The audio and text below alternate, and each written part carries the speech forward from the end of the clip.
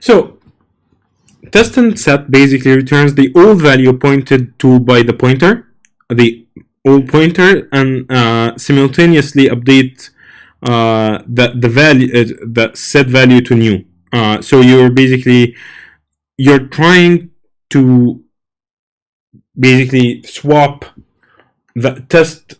Bring old, fetch old, test it, and set the new one.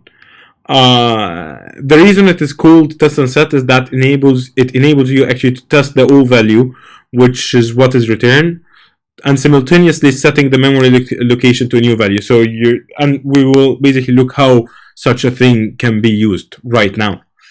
So how do you use test and set in this case? Given that test and set is atomic, I mean, it's not implemented in C. This is just for you to understand how the logic is in C code, but in reality, it's implemented as a hardware assembly, in assembly basically, and it's basically a hardware command, and it's atomic, so it's a single operation on the hardware. So how might you use the right hand test and set into the left hand locking that we were talking about?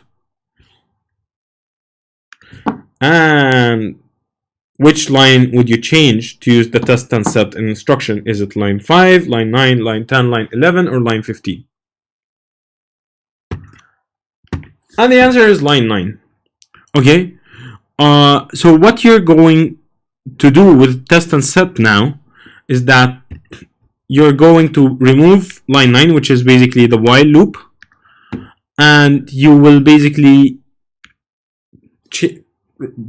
instead of basically checking on the flag, you are basically going to check on the test and set.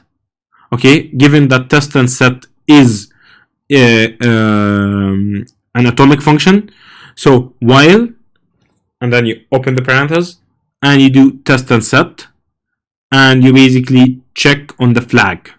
Okay, if the flag is equals to 1, okay, then you're not going to do anything, right? You're going to break. If the flag is equal to 0, so if test and set basically returns that now, so okay, let's roll back. So basically by doing this, let's look at the while loop. You call test and set, you pass to test and set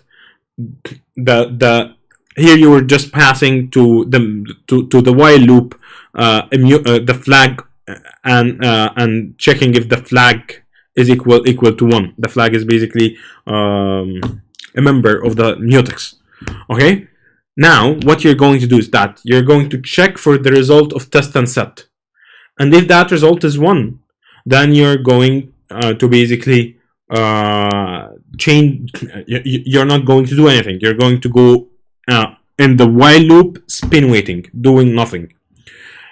And while you're checking, you basically change the flag to 1. But since the flag is already 1, it doesn't matter. I mean, the flag is already 1 and you just changed it to 1. We already know that the flag is 1 because some other thread owns it.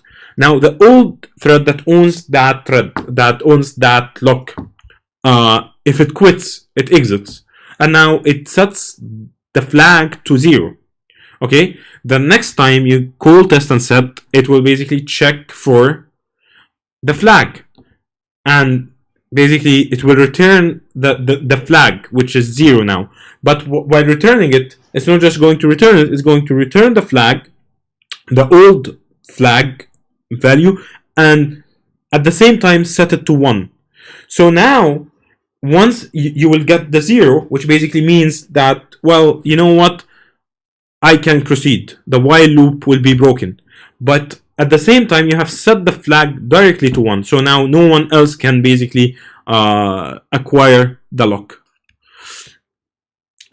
So is this an effective way to do spin locking? Yes, it is. Okay.